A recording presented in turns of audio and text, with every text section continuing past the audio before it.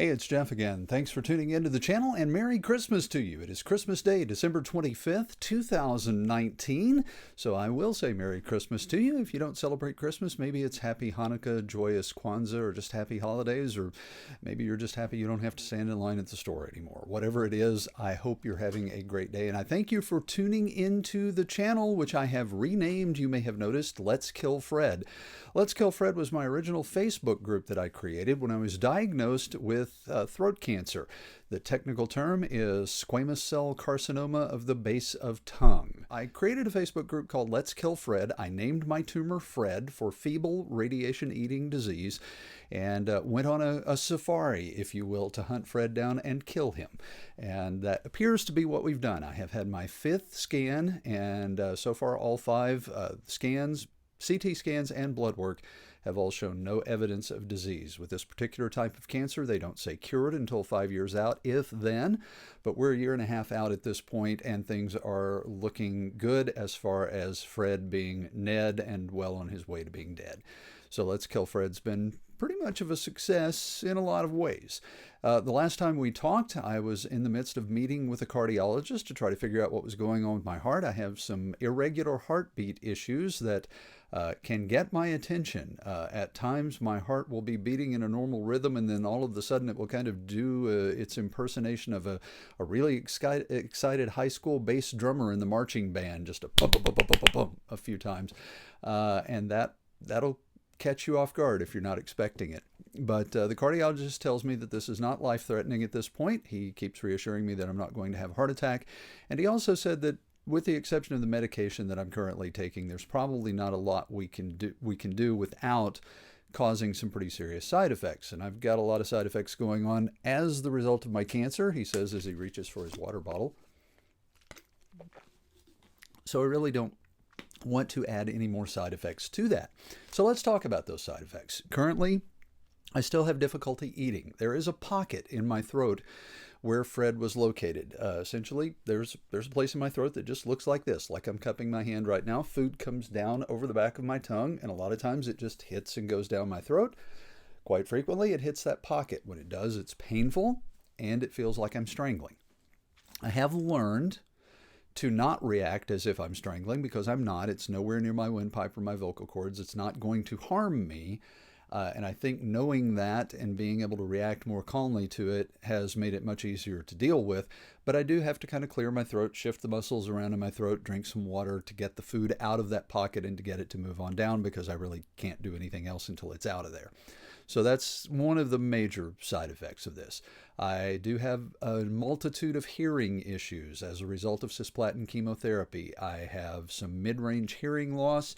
I still hear things, but they are muddy. They're not clear and crisp like they used to be. I have to ask people to repeat themselves a lot, and unfortunately, hearing aids are probably somewhere in the future, but I'm about to turn 55 years old, and I've been working really hard on this bald spot, so I'm going to hold off on the hearing aids for as long as I can. I think I've made about as much age progression as I want to for this year. I have the ringing in the ears, the tinnitus. It's always there. A lot of times it's almost unnoticeable. Right now, it's pretty strong. It sounds kind of like someone whistling, just a continuous wind whistle, kind of that kind of a sound. And so it's annoying, but I can work around that. I have a condition called hyperacusis, which means that certain sounds under certain circumstances sound much louder to me, painfully louder. And by painful, I don't mean as in it's so loud it hurts. I mean I physically feel the sound.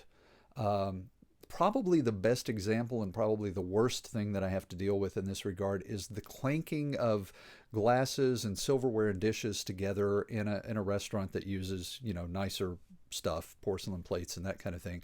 That clanking sound literally feels like someone is taking cotton swabs and sticking them in my ears and shoving them into my eardrums. It is physically painful. As a result of that, you learn a lot of coping mechanisms when you're dealing with the side effects and after effects of cancer treatment. I carry earplugs with me everywhere I go. If I get into a situation where it starts to hurt my ears, I just pop the earplugs in. I have to focus a little harder to hear what people are saying, to understand what people are saying, but I'm able to work around the hyperacusis in that regard. So again, these things are annoying, and they are somewhat, to some degree, debilitating, but they don't keep you from living your life, or at least they haven't kept me from that. I do have peripheral neuropathy. I have tingling and numbness in my fingertips, in the bottoms of my feet, in my toes, and I jokingly say also in my lips when I try to say the phrase peripheral neuropathy. Wow, I had to work on that one, and I talk for a living. But in any event, those side effects are there as well.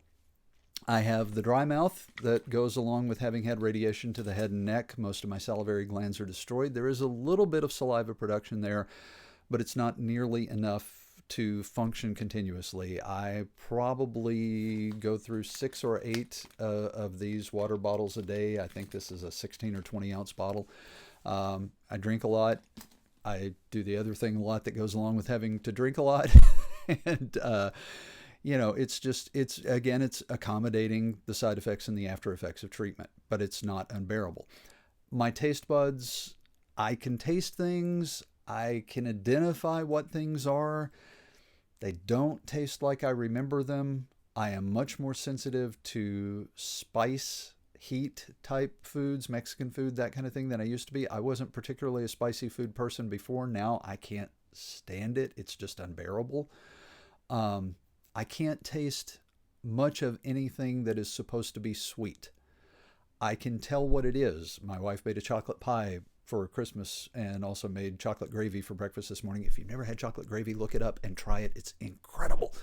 Anyway, I could tell that it was chocolate, but it wasn't sweet, and nothing sweet to me.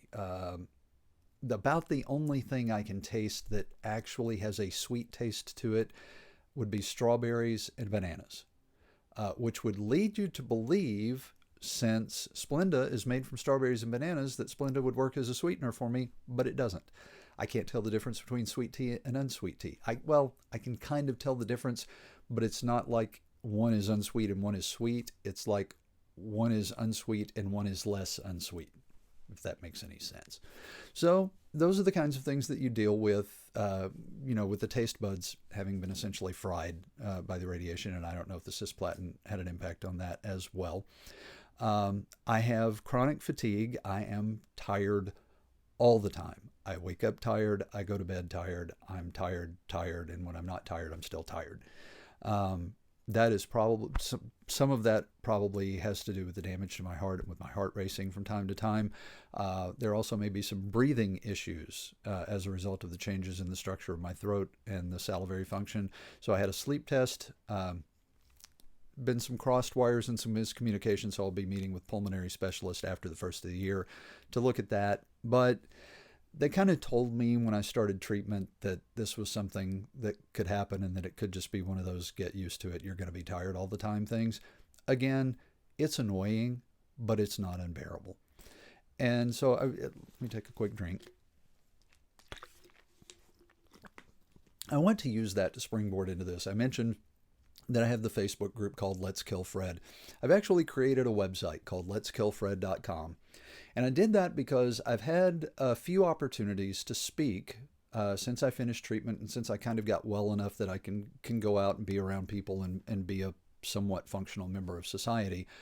And the short version of this is, when I was 24 years old, I broke my back. I was paralyzed, and I was told I was never going to walk again. That ended up not being correct. The doctors call it a medical anomaly. I call it a miracle. You can think whatever you want.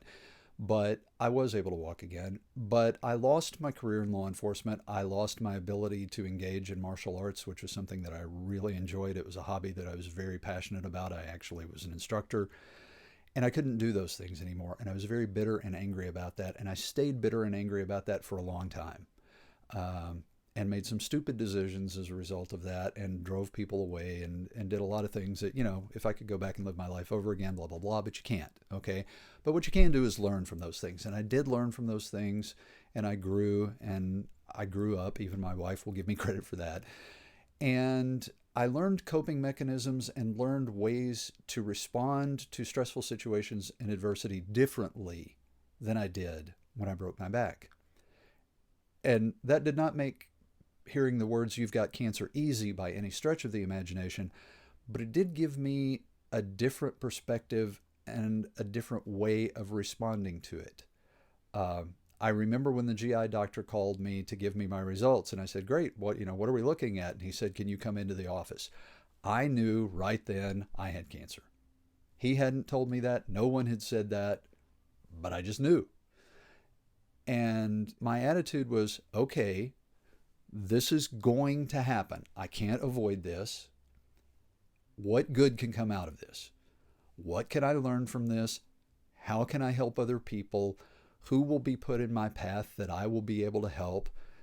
I would never have met online through YouTube had it not been for me getting cancer. We just never would have gotten into contact with each other. I consider that an amazing blessing that thousands of people have watched these videos, and a few of you have even responded and said, "Hey, this helped me get through being diagnosed with cancer. This helped me be not so afraid of going into treatment. This helped me when I was in treatment because I see you on the other side of treatment and I see the improvement as you deal with the side effects and the after effects, and I know I'm going to be able to make it." That means the world to me. And that never would have happened had I not been diagnosed with cancer. So the reason for all of this rambling about this, and the reason for creating the Let's Kill Fred website, letskillfred.com, is that, as somebody jokingly said when I was telling them this the other day, "So you want to take this show on the road?" Yeah, I do. I want to stand up in front of any group that will have me and tell them my story of, this is something bad that happened to me and how I dealt with it poorly, and these were the consequences. And here's something else bad that happened to me, and this is how I dealt with it well, and these have been the benefits and the blessings as a result of that. I want to tell that story to anybody who is willing to listen. Everybody has a Fred. Everybody has something that is standing between them and where they want to be and what they want to have and where they want to go and who they want to become. That's your Fred, whatever it is that's standing between you and your goal. My Fred at one point in my life was cancer. And with a lot of help from a lot of really brilliant people, we killed him. And I want to help you learn how to kill your Fred too. I want to help your coworkers, your friends, the people in your church, your synagogue, whatever. I want to share that message that whatever your Fred is, you can kill it and you can get past it and you can get to that goal. You can achieve that. You can reach that dream. And if I sound a little bit excited, it's because I am, because this is not just a pep talk to me. This is not just, oh, we've got a motivational speaker from a guy who lives in a van down by the river, the old Saturday Night Live skit. It's not that. I passionately believe something that Norman Vincent Peale said years ago: change your thoughts, change your world. Now, that can be false. If all you do is change the way you think and you don't do anything about it, nothing's going to change. But if you change your thoughts and then you take action on those new thoughts, if you change your focus from the negative to the positive, if you change the questions you ask from why me to why not me, from how could this happen to how can I help somebody else, from what's going to happen to me to what can I do for others as a result of this, if you make that shift and then you do something with that, you take positive action based on those positive thoughts, not only can you change your own life, but you can change the world. I sincerely believe that. And I'd like to share that message with anybody who wants to listen. So thank you so much again, and do know that I am praying for you. If you would like to leave a question or comment below, I will be happy to answer that. I always include the caveat that I am not a medical professional. I will not answer medical questions. I will refer those to the fine folks at the MD Anderson Cancer Center in Houston because, well, they do head and neck cancer every day and they saved my life. But in any event, hey, I say in any event a lot. Thank you again, and Merry Christmas, Happy New Year, God bless you, and whatever your Fred is, let's kill Fred.